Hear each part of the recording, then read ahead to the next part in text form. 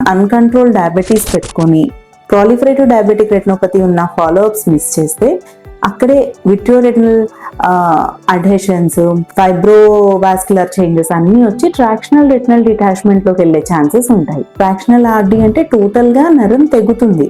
అందులో మనం సర్జరీ చేయాల్సి ఉంటుంది. సర్జరీ చేశాక కూడా 100% విజన్ బ్యాక్ తాగలము అనే ఛాన్సెస్ తక్కువ ఉంటాయి. సో ఆ స్టేజ్ వరకు వెళ్లకుండా ఉండాలి అంటే మనం NPDR, PDR non proliferative and proliferative stages లో ఉన్నప్పుడు రెగ్యులర్ ఫాలోఅప్స్ వెళ్ళి డాక్టర్ చెప్పిన అడ్వైజెస్ ఫాలో అయ్యి ట్రీట్మెంట్ చేయించుకుంటే బెటర్. ఇంకా కొంతమందికి ఇప్పుడు డయాబెటీస్ ఉండి కిడ్నీ చేంజెస్ స్టార్ట్ అయ్యాయి, డయాలసిస్ అవసరమవుతుంది, లేదా ప్రెగ్నెన్సీలో ఉన్నారు, లేదా అదర్ హార్ట్ ప్రాబ్లం కానీ హైపర్ టెన్షన్ కానీ ఉన్నాయి అంటే రెటినోపతి త్వరగా ప్రోగ్రెస్ అయ్యే ఛాన్సెస్, అంటే ఎన్పిడిఆర్ నాన్ ప్రాలిఫరేటివ్ నుంచి ప్రాలిఫరేటివ్ కి, ప్రాలిఫరేటివ్ నుంచి ట్రాక్షనల్ రెటినల్ డిటాచ్మెంట్ కి, లేదా మాక్యులర్ ఎడిమా వచ్చే ఛాన్సెస్ ఎక్కువ ఉంటాయి.